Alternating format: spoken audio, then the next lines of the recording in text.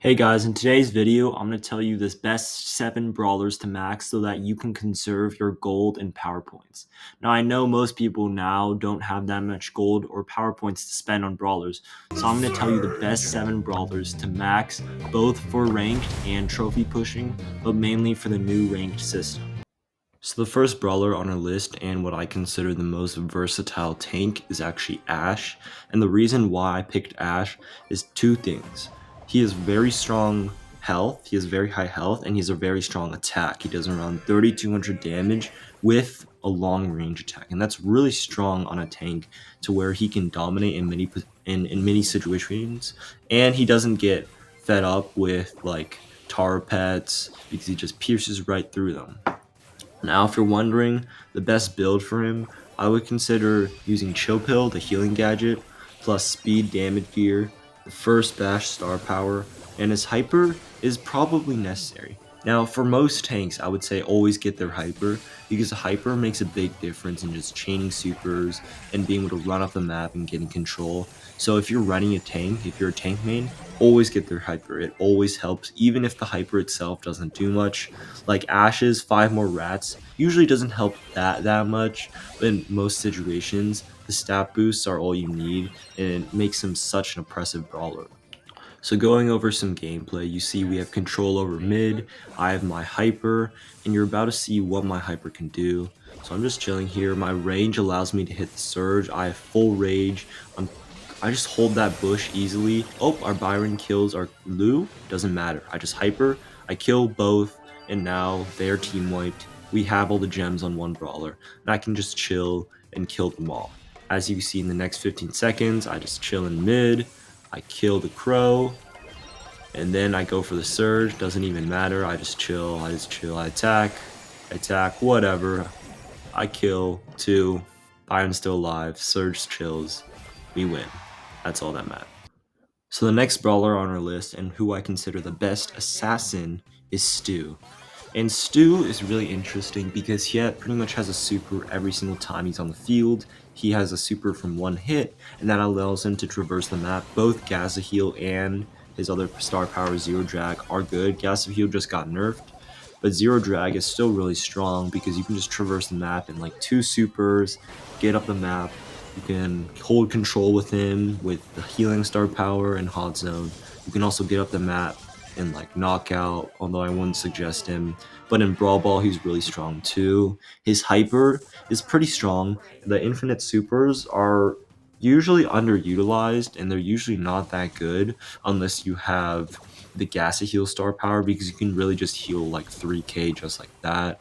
But other than that, I would say his best build is usually the speed zone, but his breakthrough is occasionally helpful. His best gadgets his best gears are usually damage and shield. And his best star power, I tend to use Gassy Heal, but with the nerf, I think Zero Drag is also viable. So the best sniper slash support on our list has got to be Gus. Now he just has really easy to hit shots. His Kooky Popper gadget is really underrated. You just get a guaranteed 2160 damage, so that ends up being 4320 from one shot, which is honestly insane. Now he's also about to get a secret hyper that most people don't know about, and his hyper honestly looks pretty strong, especially against any assassins. His best build has got to be Kooky Popper, the shield, the damage, and I always run the damage star power. Now the reason why I love Gus so much is because you can put him on anybody and hopefully they do well even with vision gear, because you can just hit your shots, you can pop a shield, you can do some work, and you can just run up to even assassins, pop your shield, pop your gadget, and they're dead. That's what I love about Gus so much. He's so versatile even as a sniper. So now for area control, it's really between two of my favorite brawlers, Amber and Penny. However, I have to give it to Amber. And the reason why I'm giving it to Amber is because she's really just more versatile, especially into tanks, even into long range with her speed gadget, into assassins, into throwers. Everything she has a little bit of play into, and she's really good on heist, she's really good on hot zone, she's pretty good on brawl ball, she's pretty good on gem grab, She can do well on pretty much every map, especially with her vision gear, and that's why I think Amber is just really strong on most maps, and that's why I think she's the most versatile area controller in the game. Now for her best build, I would recommend both. Actually, both gadgets are pretty good. However, if you want more consistency, Dancing Flame is pretty good. But the speed gadget, where she puts fire in the ground, is also extremely strong. It helps her get up the map really quickly, and she can guarantee a lot of kills with it. So it's really a sleeper gadget. Now for her gears, always go reload gear, and for her other gear, it's up to preference, but I would recommend vision or damage depending on the map. And for the star power, I would actually recommend, if you don't have to, don't buy either star power because both are okay, but do they help you that much? Not really. Now, I would say the supercharging one is definitely better, but it's not that much better to where it's worth buying it over. Now, the reason why Amber is so strong is because she has such high damage, such good gadgets, such good versatility. Her attack is just super strong, easy to hit. It checks bushes super easily. It does so much damage. I think it does 14k. Her super is actually really underrated, doing almost 4k damage with one burn, while it's super easy to hit. So she's just a great brawler all around. So who I consider the best sniper plus assassin counter in the game has got to be RT, and the reason why RT is so strong is because his super allows him to crush Kid Daryl. He can also crush things like Edgar, Miko if you can time well, and that's why I love him so much, especially on Knockout. If you have first pick and they have last pick, you can just pick RT, and you don't have to fear about them ever picking an assassin because otherwise it's just a throw pick against things like Daryl, against Edgar, against Miko. That's why RT is your quintessential brawler and low elo when you're like, huh, what if they pick Edgar? Oh, I just pick RT, and we're fine. However, his weakness is got to be throwers, and that's why you just pair him with someone good like Gray, and you'll be fine. Now, his attacks are extremely fast traveling, and his range is really good. However, the only problem with him is that he doesn't do that much damage on his initial hit, and you have to hit the gadget, or you have to hit his another attack to do more damage. So his better gadget has got to be his instant dealing damage, his better gears. I would recommend shield or vision plus damage. His better start power, they're both actually really good. Recording, the one that gives him the shield while split, I would say is probably stronger in most situations. However, his longer lasting one is way better on long range maps. So it's really up to you which one you would buy. However, I would recommend buying one because they're both pretty strong. Now he can also walk on water while split, which is really strong on certain knockout and bounty maps. However, I would just say his best mode's got to be knockout, especially in those end game, close range situations. He can just dominate. So the next brawler on our list, I would say, is pretty unsurprising. Is the best thrower, the thrower to end all throwers. Yeah, that's right. It's Angelo. And the reason why Angelo is so good, he does 4k per shot if you charge him up. Both his gadgets are really strong. Both his star powers are very useful. His hypercharge and super are strong. But easily, the best part about him, and that most people don't consider, is his movement speed. His movement speed is the fastest for all the snipers. It's so strong, it makes him so oppressive. He can dodge, he can shoot, he can aim, he can hit shots.